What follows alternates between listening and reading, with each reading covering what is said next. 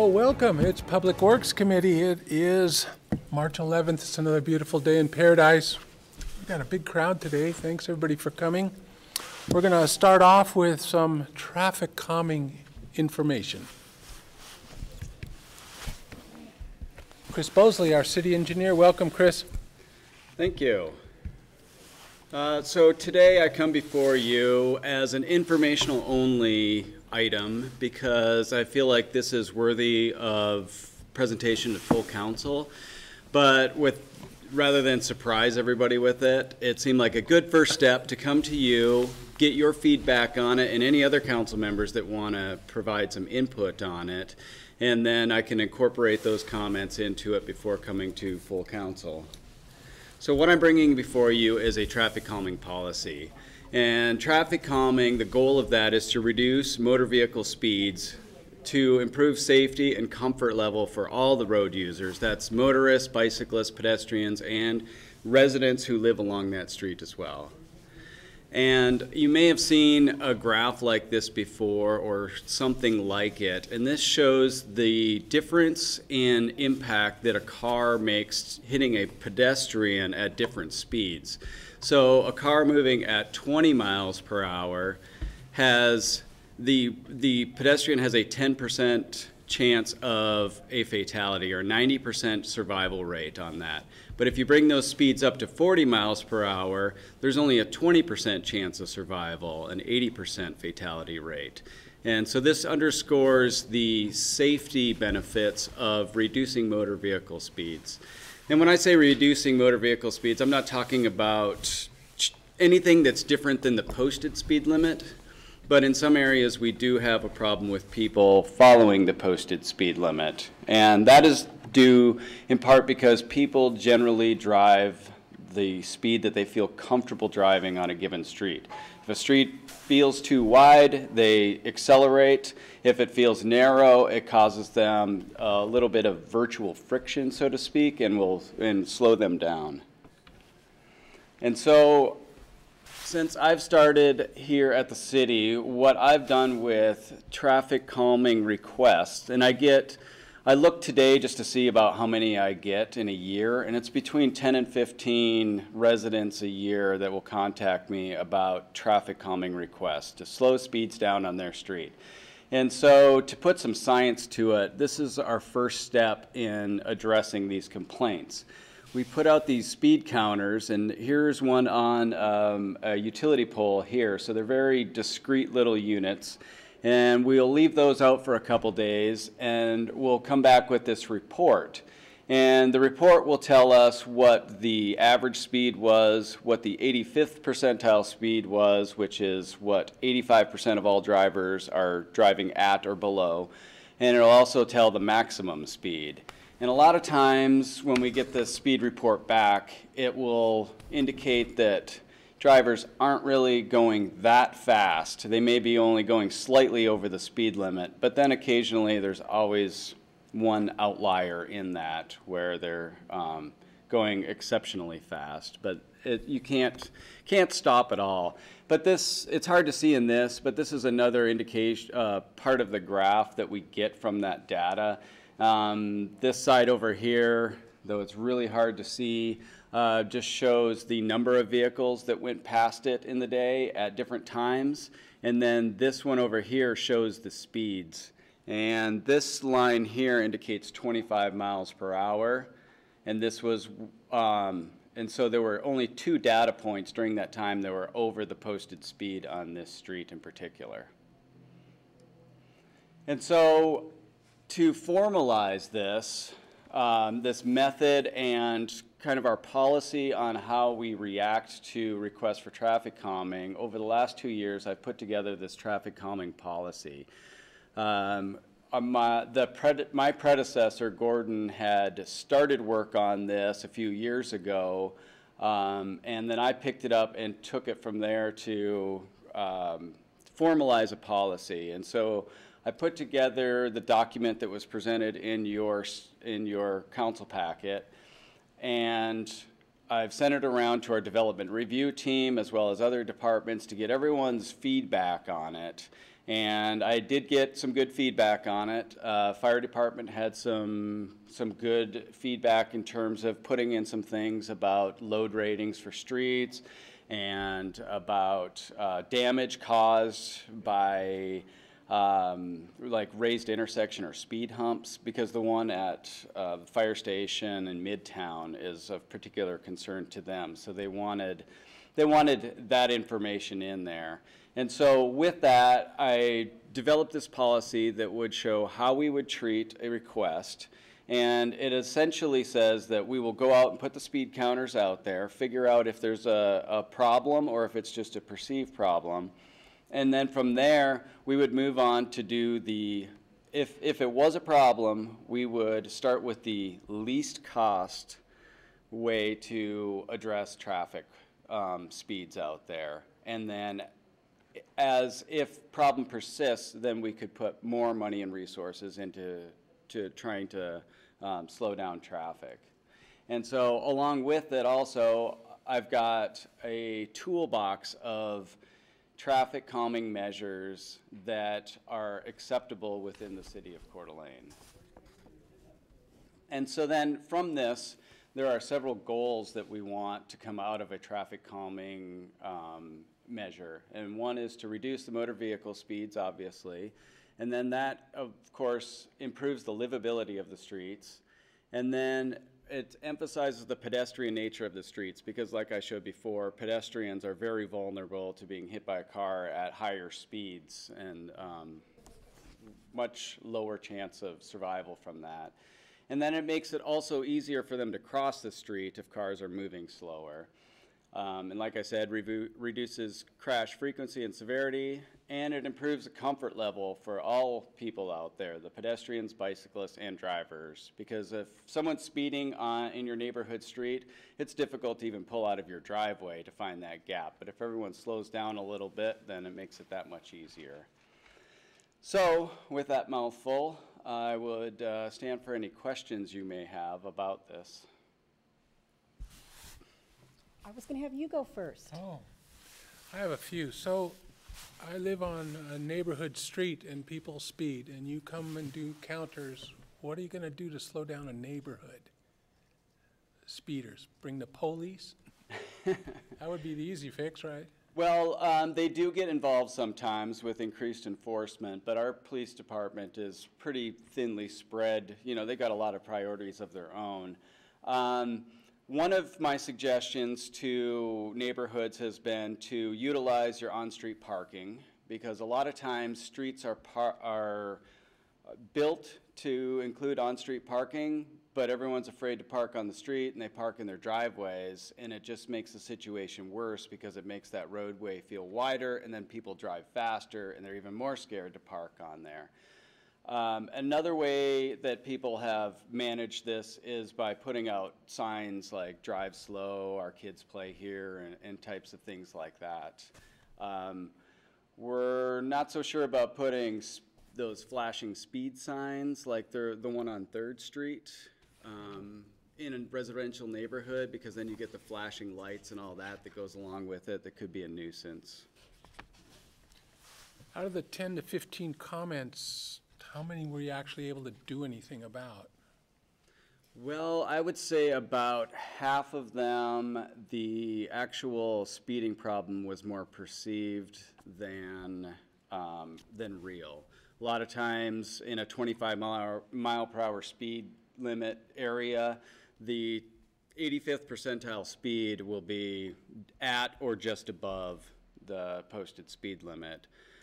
So with some of those that are beyond it right now, I've given suggestions like that, but we haven't, without having a formalized policy, we haven't gone too far in that process. Okay. Counters, do we have that type of counter? Yes, that isn't ours. That one that was in the photo, it was from their website, but we have the same exact counter. So my question, so now let's kind of step into the big streets. I sometimes feel, and we've talked about this, that sometimes the streets were sort of handing them over to pedestrians and bikes for their use, and yet I feel like the streets sometimes are where most of us spend our times coming and going. And are we shifting our priorities, or are you just focusing on a safety type issue? It's a safety issue. It's not to, in most cases, you know, unless it's like a shared street, which we don't have many of those around, it's not an intent to get pedestrians out there walking in the street.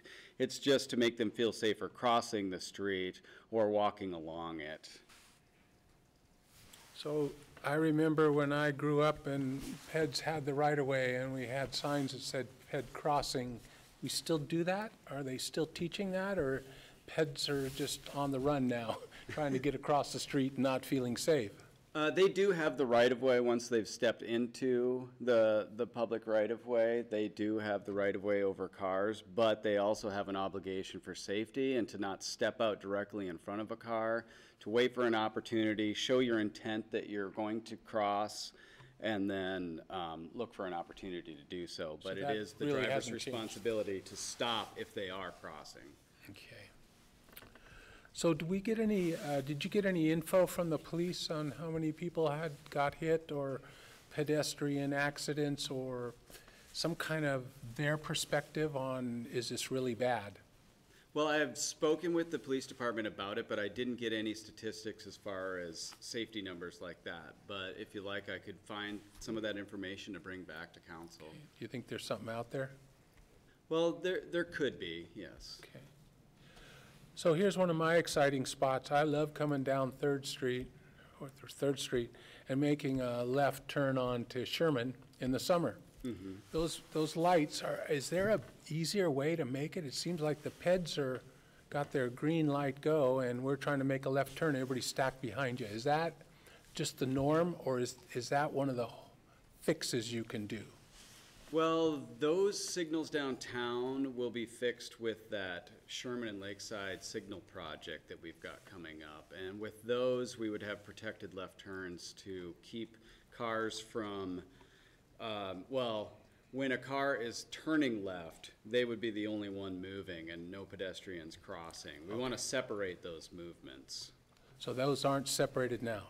In a lot of cases, no. A lot of times, in a lot of signals we have around town, they have the sign near the left turn signal that just says left turns yield on green ball, and that can be confusing to some drivers, and they're looking for a gap in cars coming and not necessarily who's crossing the street. So over time, it would be nice to eliminate those, change them to protected lefts. So that is part of the plan for Sherman, new signalization to take into consideration those dilemmas. So I have to ask about the cost and the impact on the street maintenance budget, and I was kind of digging around in there today. So I noticed that technology, as we keep going forward, and I'm getting old here, before we had things, now we had pucks, and the pucks are gone, and now we have cameras, and the technology seems to keep changing, and it's I think somebody mentioned to me it's built to not survive very long. Mm-hmm. Do you take that into consideration when you're buying these expensive, flashy things that need electricity and batteries and solar? Are you with me on that? That it's endless. Once you start, you can't get out of it. Right. We've been looking at our kind of operation for purchasing those things is to go with devices that we've had a proven track record with. Not necessarily something new and flashy out on the market, but something that our signal technician and electrician is comfortable with and has seen a proven track record with it.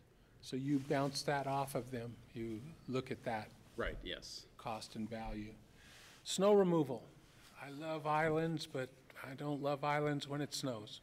And I'm sure the street guys have to maneuver. It gets damaged. Islands are just brutal. Is that going to change? Are islands going away, or? Do you mean like median islands? Yeah. Well, you're showing pretty pictures where people can stand and be safe. That's great when they're out there. What about in winter when it's? Well, in some cases it provides room for snow storage. Like for instance on Celtice Way, those we wouldn't want people to try to cross all 4 lanes in one motion anyway. So there, having that median refuge allows them to cross half the road at a time and really focus on one direction of travel at a time. And, you know, those are exaggerated width of swale or of medians out there because of the room that we had to work with out there. But in other cases, you know, it could be taken into consideration to have enough room for that if our snowplow devices would work with moving snow in that direction. Okay, so it is something you look at? Yes. Okay. I was thinking about paint. I'm kind of angry about water-based paint because the lines don't Me last. too. And we've talked about thermal markers are a new thing you guys are using. They look expensive. I know we have a truck or a machine coming, I think, this year or next year's budget. Is there any end to that? We just keep painting lines now, right? And Yeah, I don't know what the end to that is. I do like the thermoplastic that we've been using in some areas because, for instance, if you drive down Celtice Way today, you can see that the lines near the roundabouts are bold white lines like they're supposed to be because those were done in thermoplastic. And outside of that, they're rather faded because it was done with waterborne paint. The thermoplastic's quite a bit more expensive, so we only use it where really needed. then we grind on it in the winter, right? Right. Kind of scuff it and stuff. So my last thought was, you know, again, kind of back to when we learn to drive, the pedestrian has the right of way, and I always think of the police doing, when they stop people for driving too fast, they call it education. Is there a side to this for you? I mean, the comments, you know, people call you and go, people are speeding on my street, you bring the counters down, and now you're going to educate them that they really aren't. And do they buy that, you think? I mean, does that suffice what you're Sometimes. Sometimes I've gotten requests to reduce the speed limit because people weren't speeding, but that would just create another problem in itself because signs alone don't really address speeding too well. If I took their neighborhood speed limit sign from 25 down to 15 because everybody was driving 26 miles per hour, then likely most people are going to be going 26 miles per hour still because, like I said earlier, they drive what's comfortable and not necessarily what's posted. Other times, you know, I've told them and they've thanked me for looking into it, and it's good education for everybody because, you know, a lot of times it just feels like cars are going faster on your street because you're right there. But if you were driving that same street, you might be speeding yourself. Interesting. My last question. Right now, the funding for this is in what do you call it, not cap fees? It's in the impact fees. Impact fees, There's so a it's line item. kind of nailed into the quadrants. Does every quadrant contribute, and is that the way it's going to be, or is it going to become a line item in the streets department? Have you gone there yet? I haven't gone there yet. This line item existed before I came to work here, and it's been maintained through that time. It's increased by $5,000 in the last budget. 40,000 can go fast in this game, though, right? It can, yes. Yeah. Okay. That's all I got. Thank you. All right, thank you. I knew Woody had a lot, so I Yeah. figured that I got some of mine I travel crossed too off. much, you know? I got them crossed off the list. But I want to be clear, what you're doing is here today is, this is kind of an outline asking for our input, which I'm assuming then you're going to go back, add more data to it based on our questions, and then you're going to do the same thing with council. Correct. And have more input from them. Then is the plan for this policy to become an ordinance, or we will just accept the policy? How is this going to be implemented? I was viewing it as an internal policy and not necessarily an ordinance that we'd be bound to, but it lays pretty good framework for how we should move forward in addressing these traffic calming concerns. Okay. And then in the 10 to 15, okay, so I kind of got where you're going, and now we're getting down into some more feedback on the meat. But you had said 10 to 15 per year are the number of calls you get on requests for traffic calming. Are there isolated neighborhoods that the calls are coming from? Or No. it's No, I've everywhere? gotten them from all over town. Okay. And Most of them come in the summertime when we don't have snow to deal with or snow banks, and there are a lot more people in town. So really it's like 10 or 15 of these requests for traffic calming that come in kind of a 6-month period, really. Okay. I guess my input would be that it seems like you could spend a huge amount of time and energy on a very vocal person's issue. And so I'm just wondering if the policy would have some governance in saying these areas have been identified with multiple, requests for issues, or we've had, multiple traffic accidents in this particular area, and then you can prioritize the places that you'd actually fund to start some procedures there. Is that a plan? Yes, and I actually have a spreadsheet in my office where I've been keeping track of some of these and prioritizing them based on the levels of speeding and things like that. And then how does this, or will it tie into the comp plan work that's happening right now, as far as areas of town and what's going to happen there? That I don't know, but I'd be happy to meet with the planning department about that and find out how they would roll this in. Yeah, I think that's a priority issue for council, so any conversations on policy being made like that, probably, if that's part of the presentation, I think might be helpful for the rest of the group. And then you talked a little bit about reducing speed limits. Is that currently an option? How does that occur? When the speed limit's set, is that currently an option for traffic? Like, to reduce the speed limit? You made it sound like it really isn't going to work. They're going to speed there anyway. But is that currently one of the tools that you use? Well, generally, it's bad policy to reduce a speed limit without making some sort of physical changes to the street. Because like I mentioned earlier, cars will drive, or drivers will drive the speed that's comfortable to them. And so if you just change the numbers on the speed limit sign, it doesn't necessarily mean that they're going to drive slower. Some will. Some people will honor that, but a lot won't because they're just used to driving a certain speed. So typically, I wouldn't reduce a speed limit without trying to do something by either making the road feel narrower, even if it's just a restriping, something to make that feel narrower and more cause for driving slower.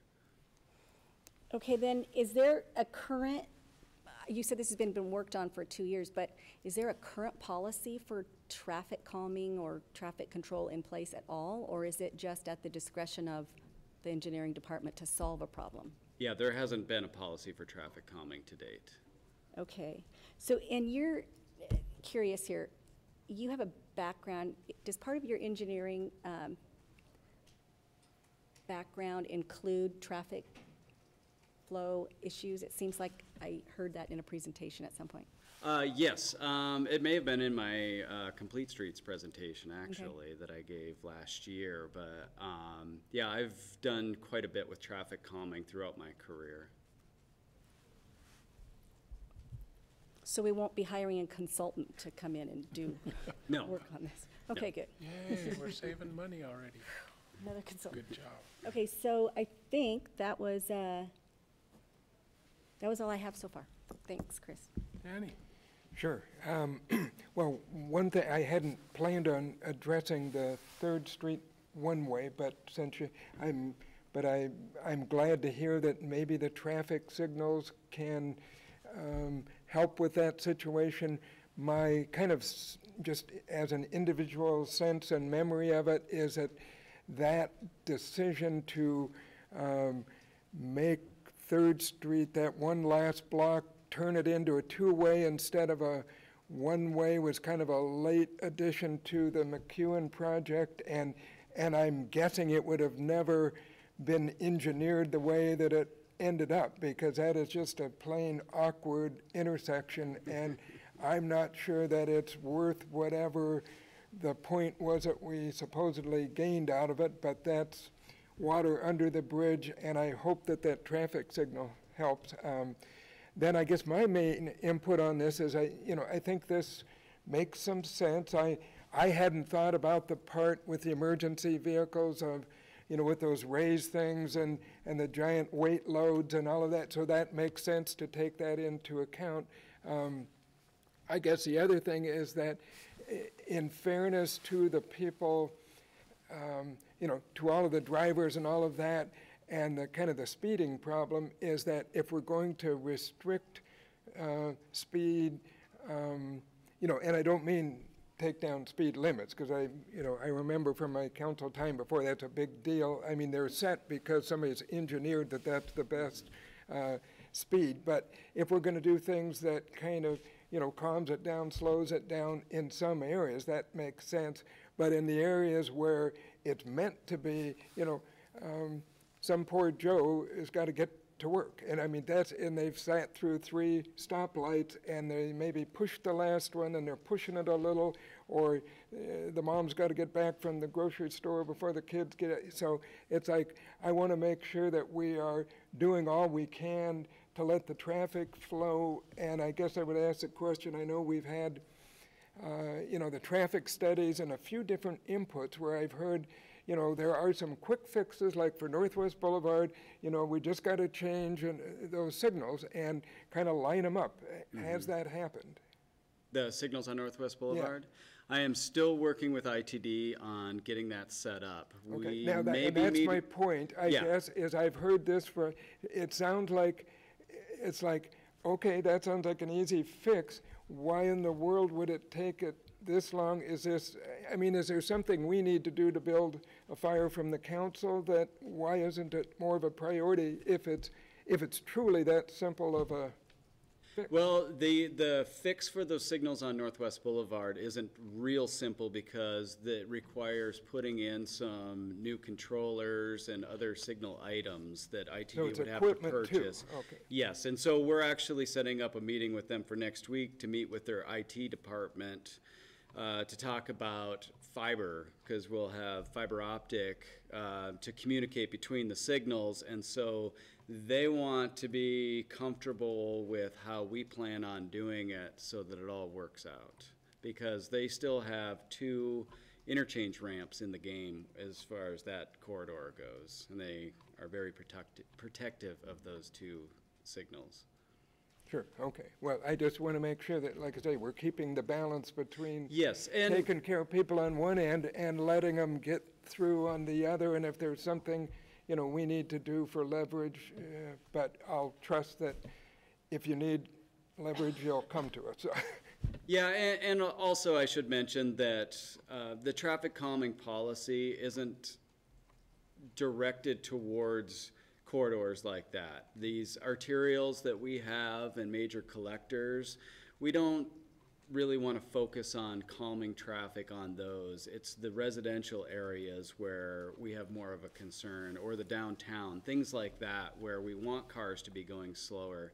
But out there on these arterials where people are trying to make a reasonable time on their way to work, I wouldn't be putting speed bumps out there or anything like that. But I guess my only feedback to that, is for John and Jane Q. Public, that, they're frustrated with the heavy traffic and all of that, and then they read, on one hand, we're going to do more to, what comes across as slow traffic down, and it's like, egads, it's slow enough, and Right. So anyway, I think that they need to feel that we're approaching the whole picture. So, yes.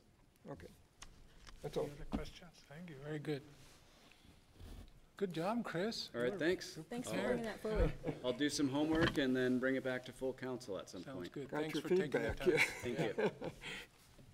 Thank you.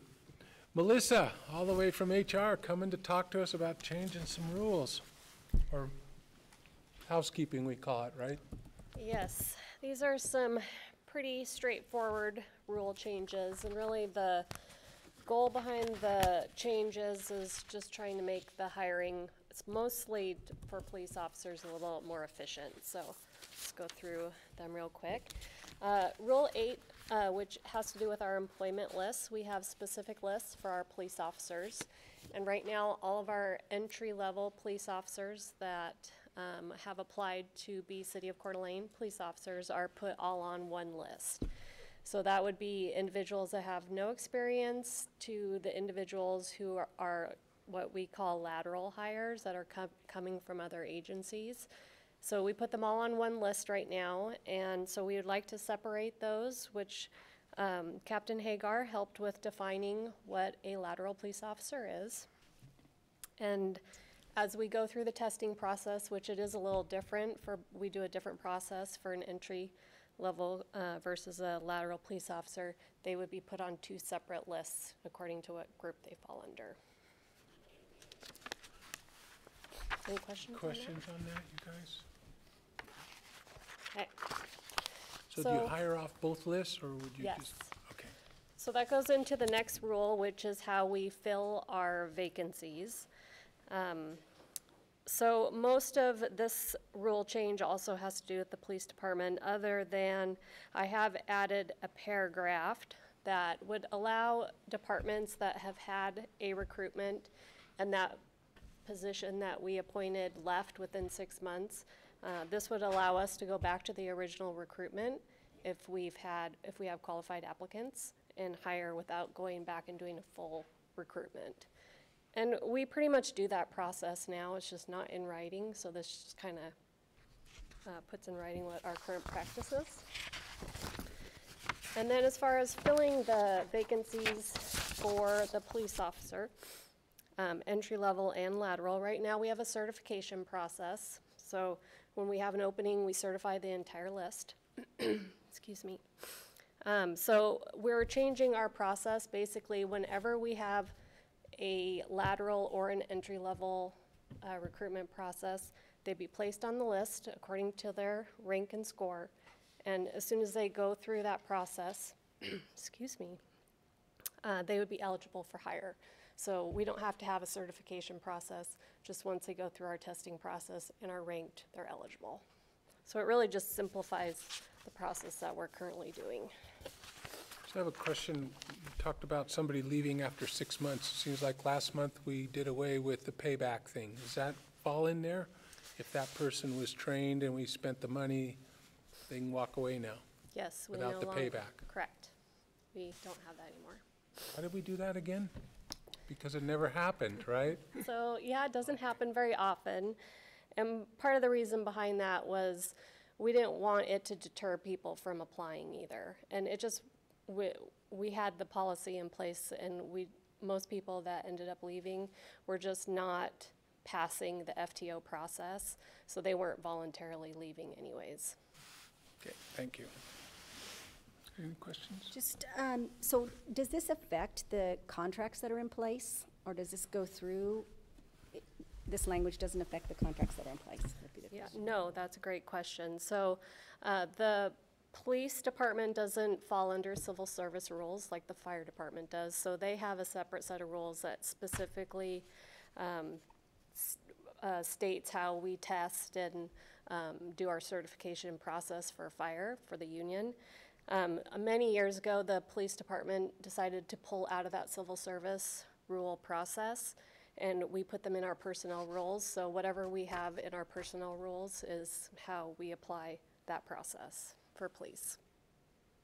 And so Captain Hagar's here, and so you worked with them to approve all of this language for these amendments then, and that came Yes. together? So Captain Hagar helped with the definition and some of the language, and he worked with the association. So they're all on board with these changes. And like I said at the beginning, I think overall it will just help the process be more efficient and get us police officers that are the best fit for the department. Good. That's it for me. Sounds good. Looks like it just, I mean, common sense and going to give a little more flexibility, and Right. so no, I'm good. All right, look for a motion, please. I'd make a motion that council approve amendments to Personnel Rule 8, Employment List, and Personnel Rule 9, Method of Filling Vacancies. Second. Been moved and seconded. Any other thoughts, comments? All those in favor say aye. Aye. Opposed? Consent, please. Thanks, Amy. Thanks, Mill. Next up, my favorite guy, Tim Martin from the streets and the snow guys, and they do other stuff, and they can't wait, right? Can't wait. We're going into flood zones now, right? The rivers are running. Welcome, Tim. Thank you, Chairman, council members. Today I'm before you to look for council approval on a new compact track loader and accessories for the drainage utility. In this year's 2018-19 capital replacement budget for that utility, we have $165,000 in there for this piece of equipment along with the accessories. We went out to formal bid here a couple weeks ago, and Coeur d'Alene Tractor was the low competitive bid. Nice.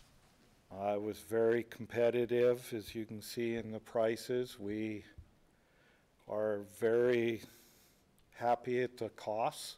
I mean, we were expecting this a little higher. We potentially can get a couple more accessories with this, but with this machine right now, we're going to get that, what they call a Mr. Manhole, that will start cutting these round holes and fixing a lot of our drainage utility manholes around town. It will come with a set of pallet forks so we can lift under drains in some of our swales. Coeur d'Alene Place in particular's got a lot of those under drains, and it's easy to come in there, lift them out, clean all that stuff out and set them. And we have a broom, and we also got a trailer with this. So looking today to move forward with the bid award to Coeur d'Alene Tractor and council consent. Any questions, Tim? I don't know, does that include the satellite radio and trailer hitch, or the? But I am glad to hear, about the Coeur d'Alene Place cleanout, so, good. So that Mr. Manhole that you were talking about, that's the circle where you're Yes, cutting that out? correct. Is that something that's being subcontracted out with a vendor right That now? is what wastewater is using right now as a subcontract or contractor to do that. So is that work then that you'll be able to do with this? Mike and I have talked about that, Mike Becker and I, where we could potentially do the cutting for them, and they would hire a contractor to come in and raise them and concrete them. We're more of a maintenance. We want to move on. You know, we're going to cut them, raise them, patch them back, and keep going. Get on with your stuff. Well, I'm glad there was a local company that gave you a good price. I didn't have anything else. That's a little bonus. I was thinking the same thing. So this is going to upgrade them, the lumps in the road, huh? Or the, what do we We're call going to them? work on it, sir. Just flatten them out, huh? Any other questions? Nope. I'll look for a motion. Thanks. I'll make a motion that council approve the purchase of a new compact trade loader and accessories from Coeur d'Alene Tractor for $109,700. Second. Been moved and seconded. Any other questions, comments? All those in Where's all favor that say saved aye. money gonna go? Aye. Aye. Opposed? Aye. Consent, please. Thank you. Okay, well, let's see. Next up, Michelle Cushing. I'm going to step back from this. I'm on the Lake City Senior Board, and so I'm not going to vote, and I'm just going to sit here quietly and pretend I can't hear you. Speak. Good afternoon, council members. Excuse me, I have a little bit of a cold, but I'm far enough away, I hope. So today I'm going to share with you recommendations for the city's CDBG Community Opportunity Grant for its second round that we went in. These recommendations, prepared by the Ad Hoc Grant Review Committee, if approved, will allow a grant award to Lake City Center to be placed on the consent calendar for the 19th of March City Council meeting. To refresh everyone in the room and the viewing audience on activity regarding the 2018 Community Opportunity Grant, I'll provide a brief summary. So this budget was initially funded in 2018 at $191,820. During the first round of grant awards, Mayor and Council approved recommendations by the Ad Hoc Grant Review Committee and funded Tesh Inc. and North Idaho College Foundation Inc. with funding awards. The remaining funding of $96,797.60 became available for public application during a second application round. 2 eligible applications were received, one from Lake City Center and one from St. Vincent de Paul. And the ad hoc grant review committee looked over each application and shared their recommendations that I'll present to you now. So both citing safety and improvement of facility concerns. And for general reference, these both qualify as a public facility improvement project and are examples of a non-housing community development project eligible by HUD standards. If the project would support predominantly low to moderate income Coeur d'Alene residents, which both of the applicants did. So Lake City Center requested funds to implement drainage and exterior building improvements in the amount of $94,201.10. Work requested included installation of underground drainage piping leading from the downspouts to current storm sewers, replacement of dry rot soffit to prevent rodents from entering the structure, and the installation of extensive heat tape systems on the roof to prevent ice accumulation and potential falling on seniors, towards the main access point. The committee awarded this application at an average of 92 points and recommended funding the projects in its entirety. For the second application, that was St. Vincent de Paul, requested funds to rehabilitate the parking lot of the Help Center in the amount of $60,000. The work requested included repaving the parking lot, correcting potholes and tripping hazards, and lowering the lighting on the premise. The committee awarded this application at an average of 52 points and did not recommend any funding for the project. And just for future information, all rejected applicants in the community opportunity grants, if rejected without prejudice, are welcome to apply for any future grant cycles. And I stand for questions. I have, just one came up. Was the ad hoc group who reviewed the first round the same people who reviewed the second round of grant applications? And how are those ad hoc committee members selected? Sure. They were exactly the same, with the exception that Woody, who is on the Community Opportunity Grant Review Committee, recused himself from the second round of review. So, and that, the ad hoc Grant Review Committee, such a mouthful.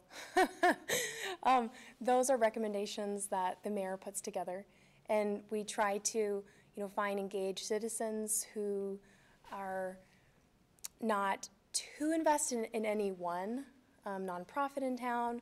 We do have a lot of, people in town wearing multiple hats, so there is some overlay on, interest, but just because of the nature of the beast.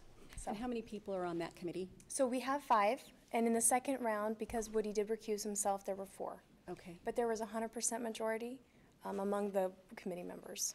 And then the points rating that they go through on these grants, is that something that's set by the HUD itself? No.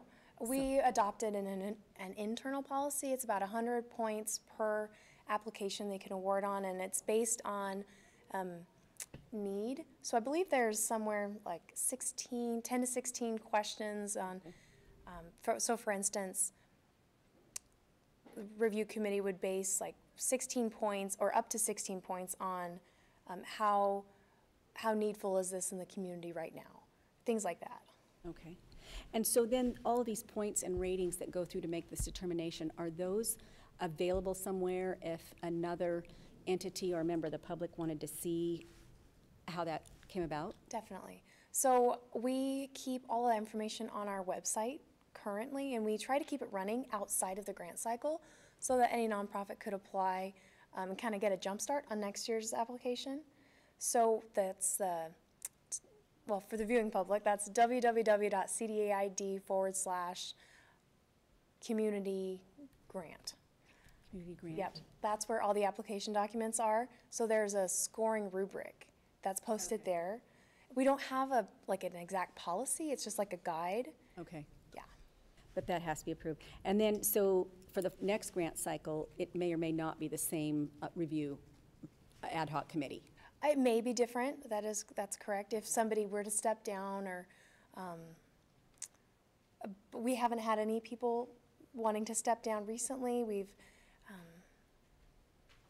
But if somebody did, so if there were a vacant spot, we would ask the mayor first if he had any recommendations, and then Should he like us to seek recommendations, we would then have folks fill out, it's a data collection sheet, I think. Okay. And then share that back with the mayor for decision point. Okay. Well, I appreciate your presentation.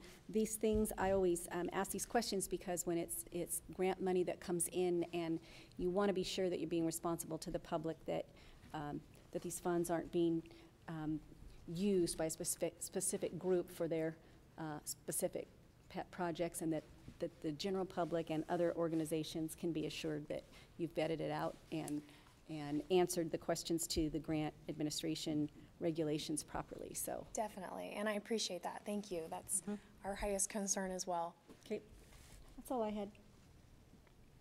Well, Do you have anything, Dan? That's where I'm looking to. Oh, look at Woody, he's not here. I know that.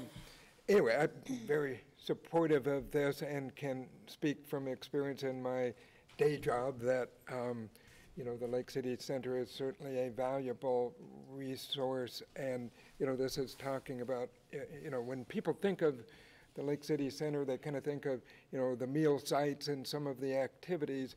But in the world of area agencies on aging, it's actually written into, we have like a 5-year state plan, and in each of the areas, we have to identify what are called focal points. So these are places that seniors, you know, kind of the main places where seniors would come and can get information about services and, you know, recreation activities and all of that. And the Lake City Center, of course, is one of our prime focal points. So it's beyond just, you know, a new roof over the new stove in the kitchen or something. It, you know, it creates or provides a very broad service. So you know, I heartily support it. So, and in fact, I'd make a motion if you're ready. Go ahead. I would make a motion that the council authorize a CDBG grant to the Lake City Center to fund site drainage and exterior building improvements in the amount of $94,201.10. And 10 cents. I'm going to second that and add a comment that because Woody's recused himself, can we move this to the consent calendar with only 2 votes? You don't know that, but I'm getting a thumbs up from the city legal beagle, Randy Adams. So we'll go ahead and vote, and all in favor say aye. Aye. Aye. And we can put that on the consent calendar. Okay.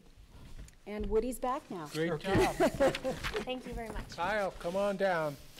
Kyle from the water department, trying to get rid of some pipe. You got pictures? You're good. These guys are so good to us. You like pictures. You got 6 minutes. Make it quick. Jeff's on a schedule back there. He's on overtime right now. So recently, we started a well maintenance on Locust Well. And during that process, we were pulling the column pipe. Normally, we like to reuse the column pipe, which I have in this picture. What was discovered when we were using it is 2 things. As we started to pull the pipe out, we noticed a considerable amount of corrosion. We found a hole in our an older chlorine injection line that was installed years ago. So there was a time where there was raw chlorine hitting the side of the column pipe and then dissipating down to the well, which caused some corrosion. That's not the biggest issue. The biggest issue was the previous installers of the well, and I don't have any documentation of this. This was installed in 2003. They actually welded all the well casing together, which is not normal. Normally, it's threaded together with the casing and the columns. You could see here, and it's actually welded right below where he's cutting with the torch. So normally those are unthreaded, set aside, they're cleaned, and we reuse them and reinsert them into the well when it's put back together. All of the casing was welded together to a point to where we could not reuse them. So we ended up having to cut all the casings out of about 24 casings of pipe. So we're buying new casings to reinstall the well. So I'm here tonight to ask the council for permission to surplus this casing, and we'll surplus it to a recycle company that we normally use. I'll bring a bin, we'll load it into the bin, and we'll have it hauled off. So I'm asking for council's permission to have this declared surplus. Questions, Dan? No questions about pipe? Come on. I have a lot of questions, but they just don't make sense. So I just kind of go, what would you do with this? And can't you sell scrap metal? And so a recycler comes and gets it, and then they'll resell? Correct. Grind it up. Yeah. In some cases, well casing can be used for driving columns for boat docks and stuff. But in this case, I mean, you'd want to thread it back together, be able to put it back together. We'd get more money out of it by just scrapping it out. Okay. How old is this well? It was welded, you did? Originally, or when this was put in? Well, you said '03? This was put in 2003, reinstalled. Originally, it was installed in 19-something. This is the one I brought before you that about a month hand-dug ago. one? That was hand dug originally. That's amazing. I have no other questions. I'll look for a motion. I would make a motion that the council declare the used locust well column pipe and used pump assembly as surplus property and allow the water department staff to dispose of the property through sale as scrap. Second. Been moved and second. Any other questions, comments? All those in favor? Aye. Aye. Consent, please. And Kyle, thanks so much for bringing the pipe. You betcha. And I'll look Thank you. for a motion to Motion to adjourn. Second. adjourn. Second. I got 30 seconds. All those in favor say aye. Aye. Aye. Aye. Thank you. Thank you, Jeff. Well done. Okay. We're out.